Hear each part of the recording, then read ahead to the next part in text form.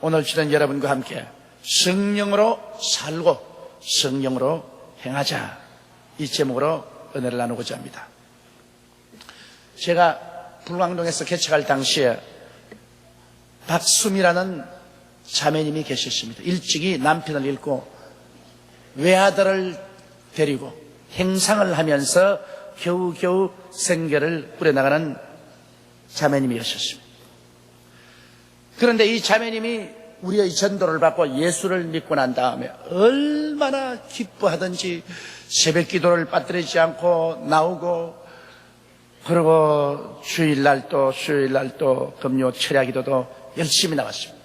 그래서 큰 마음의 기쁨과 구원의 은혜 속에 살았는데요, 하루는 제게 찾아오더니 한 말이, 나 이제 예수 그만 믿겠습니다 그럽니다. 이 청천벽력이요. 아니, 그렇게 열심히 예수를 믿고 기뻐하던 자매님이 갑자기 예수를 그만 믿겠다니 그 웬 말이요? 그러니까, 목사님, 내가 예수를 믿고 마음에 큰 기쁨을 얻고 희망을 얻었지만은 행상을 해먹고 살자니까 거짓말도 많이 해야 되고 여러 가지 죄를 많이 짓는데, 예수 믿기 전엔 다니면서 온갖 거짓말도 하고 훔치기도 좀 하고 이렇게도 마음이 편안하게 살았는데, 예수를 믿고 난 다음에는 너무너무 마음에 갈등이 많습니다. 거짓말하고 난 다음에는 밤새도록 회개를 해야 되고, 나무 밭에 물건 좀 훔쳤다가는 고통이 말로 닿을 수 없고, 이렇게 해서 내가 살 수가 있겠습니까? 나는 도와줄 수 없는 과부로서 아들 데리고 사는데 도저히 힘이 들어 예수를 못 믿겠습니다. 그러므로 내 이제 나이 많이 늙어서 아들 다 키워놓고 장가 보내놓고 이제 죽기 전에 그때 예수 믿을 테니까 그만 날 용서해 주십시오. 나는 그 자매님의 마음의 갈등을 충분히 느낄 수가 있었습니다. 왜냐하면 우리 모든 사람들이 그러한 갈등을 가지고 있었습니다. 기독교 역사상 가장 위대한 사도였던 바울 선생도 속사람과 겉사람, 영의 사람과 육의 사람의 끝없는 투쟁에 관해서 로마서 7장 14절로 24절에 말씀하고 있습니다. 우리가 율법은 신령한 줄 알거니와 나는 육신에 속하여 죄 아래 팔렸도다. 나의 행하는 것을 내가 알지 못하느니 곧 원하는 이것을 행하지 아니하고 도리어 미워하는 그것을 함이라. 만일 내가 원치 않은 그것을 하면 내가 이로 율법의 선한 것을 시인하노니 이제는 이것을 행하는 자가 내가 아니요 내 속에 거하는 죄니라. 내 속 곧 내 육신에 선한 것이 거하지 아니하는 줄을 아노니 원함은 내게 있으나 선을 행하는 것은 없노라. 내가 원하는 바 선은 하지 아니하고 도리어 원치 않은 바 악은 행하는도다. 만일 내가 원치 아니하는 그것을 하면 이를 행하는 자가 내가 아니요 내 속에 거하는 죄니라. 그러므로 내가 한 법을 깨달았노니 곧 선을 행하기 원하는 나에게 악이 함께 있는 것이로다. 내 속사람으로는 하나님의 법을 즐거워하되 내 지체 속에서 한 다른 법이 내 마음의 법과 싸워 내 지체 속에 있는 죄의 법 아래로 나를 사로잡아 오는 것을 보는도다. 오라, 나는 곤고한 사람이로다. 이 사망의 몸에서 누가 나를 건져내랴. 위대한 하나님의 사도 바울도 이와 같은 마음의 격심한 갈등과 투쟁이 있은 것을 솔직하게 이곳에 고백하고 있습니다. 예수님을 믿기 전에는 영이 죽었고 하나님의 법을 알지 못하고 있었으므로 육의 노예가 되었기 때문에 내적 갈등이 없었습니다. 그건 마음과 육신의 원하는 대로 행했기 때문에 아무런 고통이 없었어요. 그러나 예수님을 믿고 영이 살아나고 하나님의 법을 깨닫게 되면 육과의 투쟁이 시작되는 것입니다. 그러므로 영과 육의 갈등이 없는 사람은 구원을 얻지 못한 사람입니다. 그러나 영과 육의 갈등이 있다는 것은 구원을 받았다는 증거가 되는 것입니다. 육의 사람은 당을 짓습니다. 화당을 지어서 화합을 깨뜨립니다. 조그만 일에도 3, 4 그저 파당을 해서 단합하지 아니하고 당을 지어서 서로 대결하고 화합이 깨어져 버리고 맙니다. 육의 사람은 분리합니다. 본체에서 떨어져 나가 협력을 거부합니다. 무엇이 자기 뜻대로만 안 되면 본체에서 분리해 나가서 반대합니다. 내 못 먹는 밥에 재뿌리고 그런 일을 하는 것입니다. 육의 사람은 이단에 빠집니다. 이단이란 것은 말씀의 근원적 진리를 빗나가 암적 조직체가 되는 것입니다. 근본적인 성경 말씀에 서서 진리의 토대에 서지 아니하고 자기의 욕심을 만족시킬 그러한 교리를 만들어가지고 본체에서 떨어져 나가는, 그래서 암적인 존재가 되는, 이런 이단을 따라가는 것은 육체의 사람이 하는 것입니다. 육체의 사람은 또 투기심이 많습니다. 자기보다 더 사랑을 받거나 인정을 받거나 성공함으로 그것을 보고 마음의 시기가 가득해서 파괴적인 말과 행동을 합니다. 육의 사람은 술 취함 속에 삽니다. 술이 취해서 이성이 마비되어 정신적인 말과 정상적인 말과 행동을 잃어버립니다. 성경에는 술 취하지 마라, 이는 방탕한 것이라고 말했어요. 하나님께서는 멸망받는 죄 중에 술 취하는 죄를 하나 넣고 계신 것입니다. 왜냐하면 술은 인간의 정신을 마비시켜서 정상적인 생활을 못하게 합니다. 그리고 육의 사람은 방탕한 생활을 합니다. 무질서 무절제한 생활로 인격을 상실한 그러한 삶을 사는 것입니다. 성경은 말씀하기를 이런 일을 하는 자들은 하나님의 나라를 유업으로 받지 못할 것이라고 단호하게 말을 하고 있는 것입니다. 그러므로 우리가 예수를 믿기 전에는 이 육의 사람이 주인이 되어서 우리 마음을 잡고 우리 육체를 잡고 마음과 육체의 원하는 대로 행했었습니다. 그리고 이 육의 사람은 마귀의 종입니다. 그러므로 공중의 권세 잡은 원수 마귀의 영에 끌려서 갑니다. 그러므로 육의 사람은 절대로 천국에 들어가지 못합니다. 육의 사람은 하나님의 성령의 일을 받지도 않거니와 받을 수도 없습니다. 이러므로 육의 사람 그대로 남아있으면 그 사람은 그대로 멸망을 받습니다. 성경은 말씀하기를 육신으로 난 것은 육이요 성령으로 난 것은 영이라. 이런 육신의 사람이 십자가에서 못 박아 죽고 성령으로 속사람이 살아나서 속사람이 주인으로 일어나고 육신의 사람을 정복할 때 그 사람은 신령한 사람이 되는 것입니다. 그러므로 여러분, 우리에게 갈등이 있을 수밖에 없지요. 왜냐하면 우리가 예수 믿고 속사람이 살아 일어나서 이런 여러 가지 음행과 더러운 것과 호색과 우상숭배와 술수와 원수를 맺는 것과 분쟁과 시기와 분냄과 당기는 것과 불리함과 이단과 투기와 술취함과 방탐, 이런 것과 우리는 대결을 하기 시작한 것입니다. 그러니 이런 것들이 우리에게 반격을 합니다. 이러므로 우리의 마음속에 끝없는 갈등과 투쟁 속에 몸부림을 칩니다. 그러나 우리는 우리 속에 하나님의 성령이 오셔서 성령이 도와주심으로 이 육의 사람을 정복하고 이겨나갈 수가 있는 것입니다. 우리가 종교적인 결심만으로 안 되는 것입니다. 예수를 믿고 난 다음에 하나님께서는 우리를 도와주는 보혜사 성령을 보내주심으로 성령이 우리 마음을 점령해서 들어오기 때문에 성령의 능력으로 육의 사람을 정복하고 우리가 이겨나갈 수가 있는 것입니다. 이러므로 성령 없는 신앙은 절대로 안 됩니다. 성령 없는 신앙생활은 정말 비 없는 구름이요, 불 없는 화로요, 물 없는 운물인 것입니다. 열매 없는 나무인 것입니다. 여러분 생각에 성령이 눈에 안 보이니까 뭘 우리를 도와주겠노? 그렇지 않습니다. 성령의 도우심이 없었으면 여러분 육의 사람을 가지고는 오늘 교회도 오실 수가 없으며 여러분이 하나님 믿고서 신앙생활을 할 수도 없습니다. 그 갈등 속에서 육의 사람을 정복하고 신앙으로 정진할 수가 없습니다. 성령이 여러분 속에 오셔서 여러분을 점령하고 여러분에게 끊임없는 신령한 힘을 공급해 주시기 때문에 여러분이 오늘날 천성문을 향하여 걸어가고 있는 것입니다.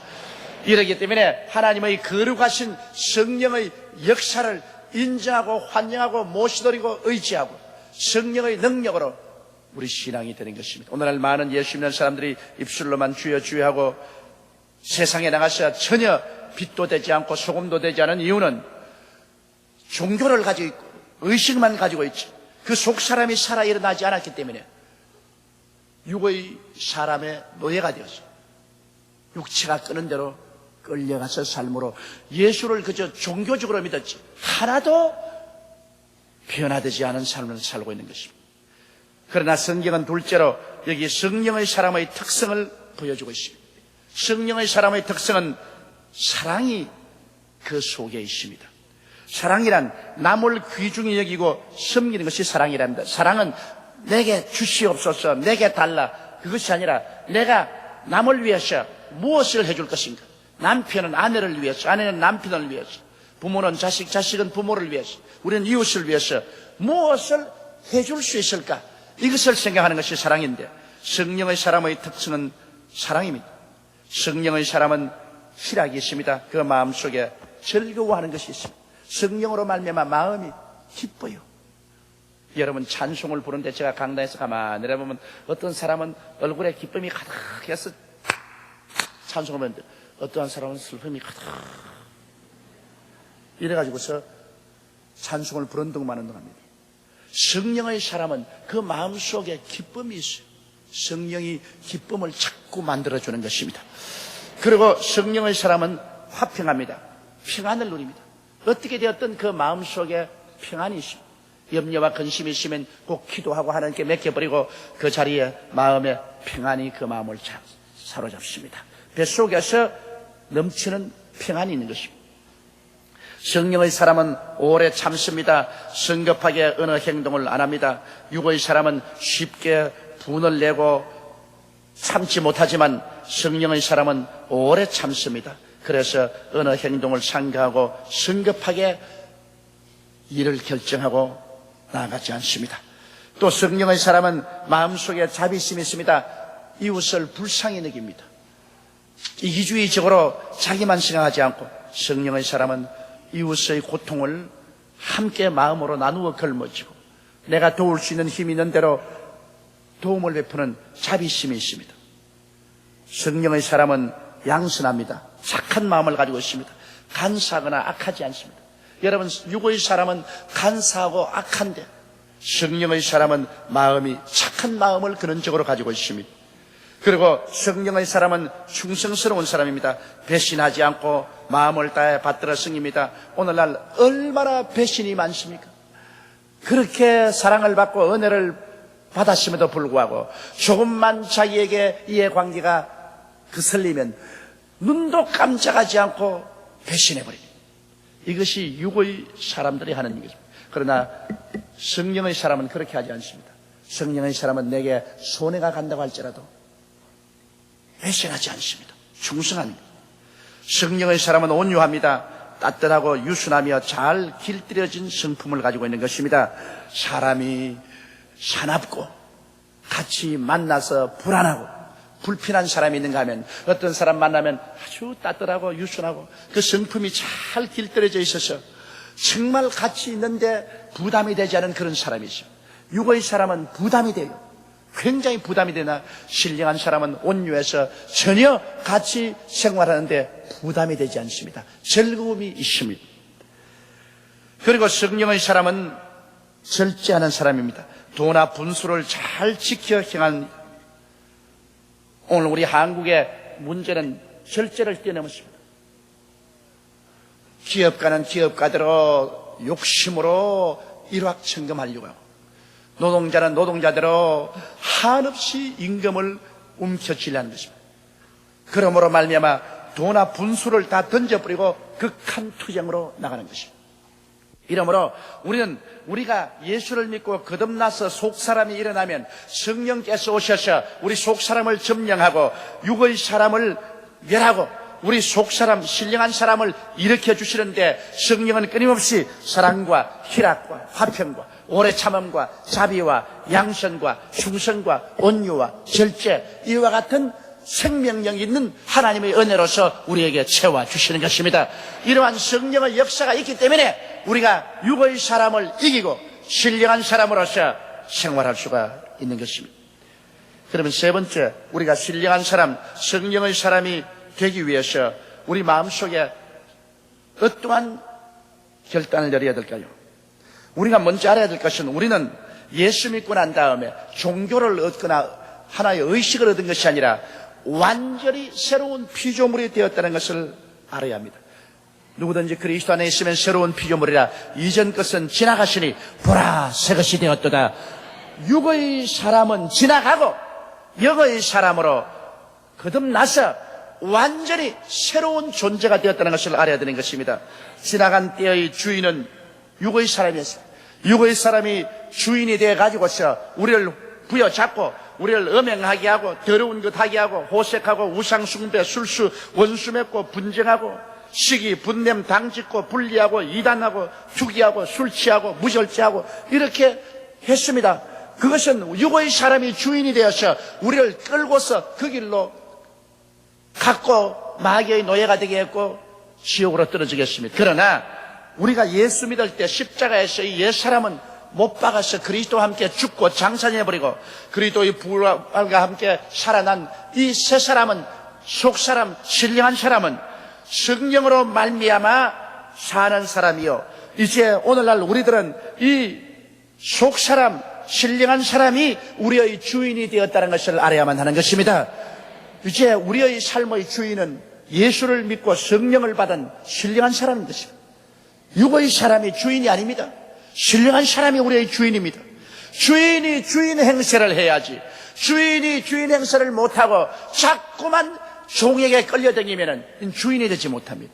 이러므로 오늘날 여러분, 우리는 신령한 사람이 우리의 속에 주인이 되어서 다시는 종의 멍에를 매지 말아야 되는 것입니다. 갈라디아서 5장 1절에 그리스도께서 우리로 자유케 하려고 자유를 주셨으니 그러므로 굳세게 서서 다시는 종의 멍에를 매지 말라, 그렇게 말하십니다.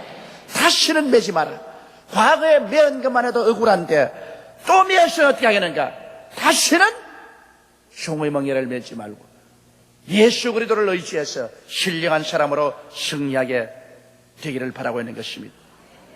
그러므로 우리들은 우리의 가슴 속에 하나님의 길과 하나님의 법을 굳세게 잡아야 되는 것입니다. 우리에게 먼저 하나님의 길인 예수 그리스도를 모셔드리고 예수 그리스도로 말미암아 죄사함을 받고 성령 받고 병고침 받고 축복받고 그리고 영원한 생명을 얻은 그 은혜의 길을 마음속에 굳세게 잡아야 되지만, 그러나 이 은혜의 길을 잡고 난 다음에도 마귀와 육체는 일어나 이 길에서 벗어나게 하려고 애를 쓰고 유혹을 합니다.